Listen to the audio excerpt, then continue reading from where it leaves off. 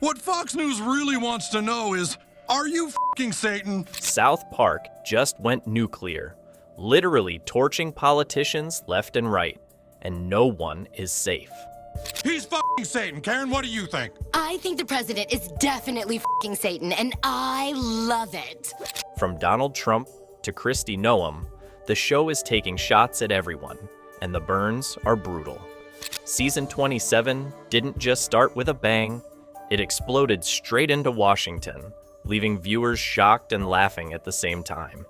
This is South Park back in full savage mode, with Matt Stone and Trey Parker proving they haven't mellowed out one bit.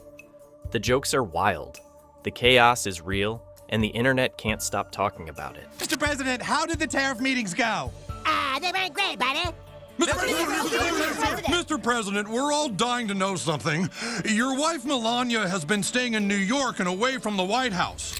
So, what did South Park actually say that has politicians sweating? And why are these episodes being called the craziest in years? Let's break it down. If we talk about the #1 target of South Park this season, it's none other than Donald Trump. And the way the show went after him is nothing short of brutal. From the very first episode, South Park made it clear. This wasn't going to be a season filled with lighthearted jokes. No, this was a full-scale roast, a humiliation tour, and Trump was right at the center of it. The premiere, fittingly called Sermon on the Mount, set the tone instantly. Tom, they're calling it the Sermon on the Mount. Hundreds of South Park faithful are flocking to the area where Jesus Christ continues to speak his words of wisdom. If someone has the power of the presidency and also has the power to sue and take bribes, then he can do anything to anyone. Instead of dancing around Trump or making subtle references, they went straight for the jugular. They showed his second presidency not as a return to glory, but as a circus. A messy, overblown spectacle where Trump was more concerned about how he looked in paintings than actually running the country. One gag even showed him obsessing over the size of his portrait, because in true Trump fashion, it wasn't big enough. It was South Park at its most cutting, taking a character trait everyone knows and stretching it until it became comedy gold. The president has just returned from his historic tariff summit overseas. There's the president now looking handsome as ever. Oh, and there's the Prince of Darkness, who's been traveling with the president as of late. The president has made his way off of Air Force One and will now speak to a diverse crowd of reporters. But that was just the warm-up. The real punches came with the over-the-top visuals, like Trump literally in bed with Satan. Trump, with everything you've been doing, pretty much the whole country thinks you're f***ing Satan now. I'm not f***ing Satan. Can we go, please?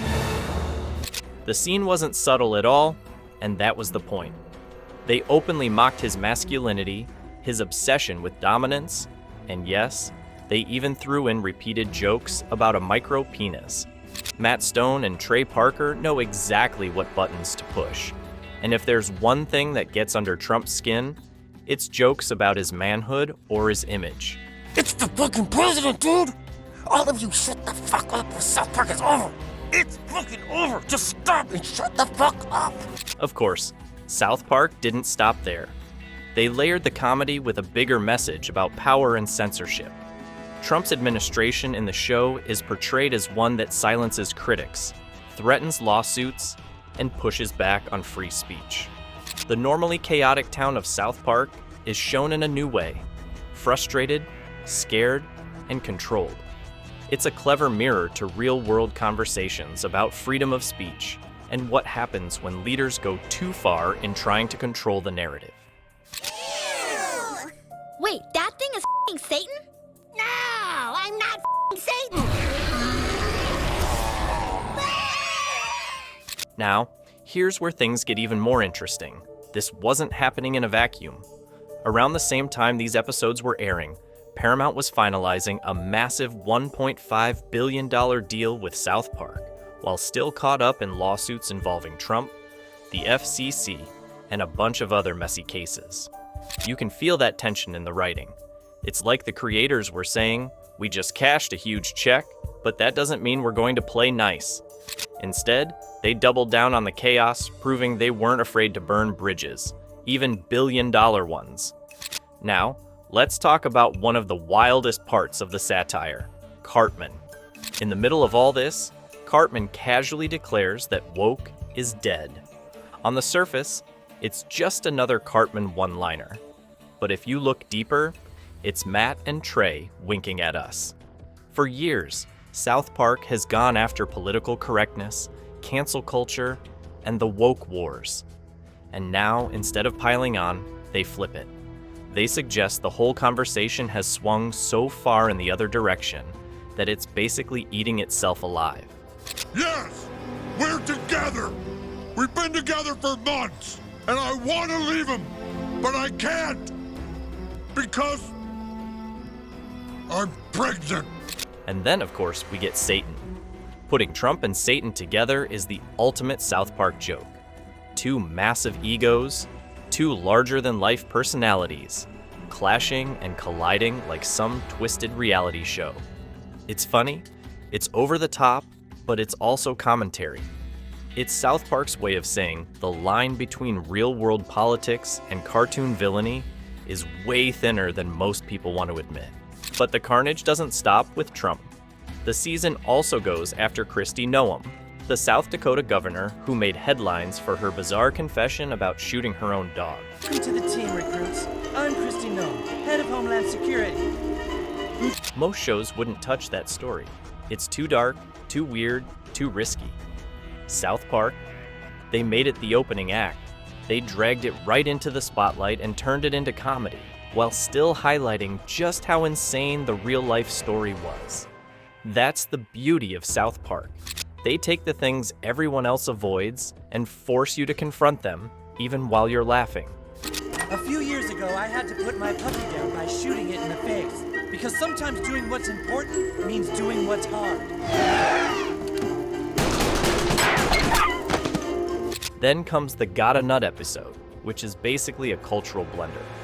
They toss ICE agents into the chaos, then pivot to podcast grifters, the kind of influencers who scream about patriotism, masculinity, and real America while selling overpriced protein powder and merch.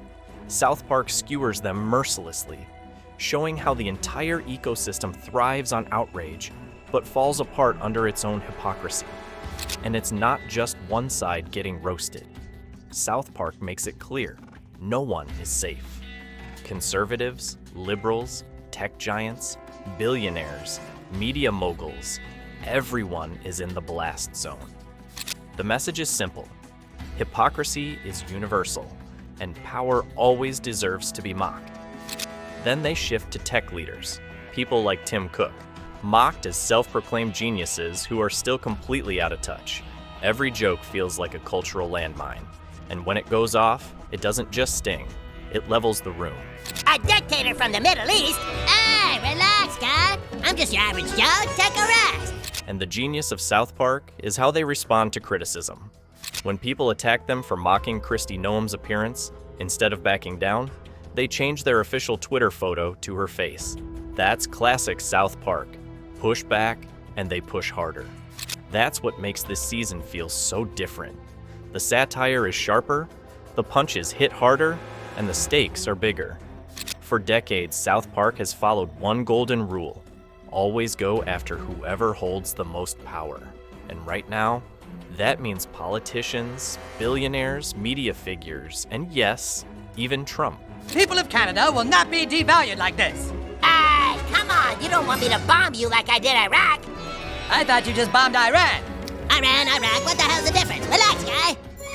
What makes it hit even harder now is the cultural climate we live in. Back in the day, outrage came from religious groups or political leaders who didn't even watch the show. Today, outrage is the culture.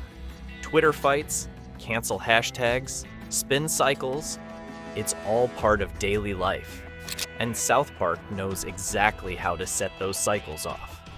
Every episode this season feels like controlled chaos, a demolition carefully designed to make headlines and spark conversations. Hey, Satan. I don't want to right now. What? Hey, relax. And let's not forget the money behind it all. With Paramount's billion-dollar deal, Hollywood politics, and the very real possibility of backlash from powerful people, this isn't just comedy anymore. It's high-stakes cultural warfare, animated, exaggerated, and hilarious, but warfare all the same. At the end of the day, South Park remains one of the only shows that can poke the bear this hard and still get away with it. That's the brilliance of Matt Stone and Trey Parker. They know their audience, they know the headlines, and they know that mixing humor, politics, and spite is a recipe for explosive television. Now the big question is, what's next? Will Trump or other politicians respond? If history tells us anything, Trump has never seen a fight he didn't want to jump into. And with Matt and Trey teasing even more chaos at their upcoming Comic-Con panel, it's clear this season is just getting started. South Park isn't just back. It's back with fire, back with chaos, and back to doing what it does best, taking down the powerful and making us laugh while the world burns.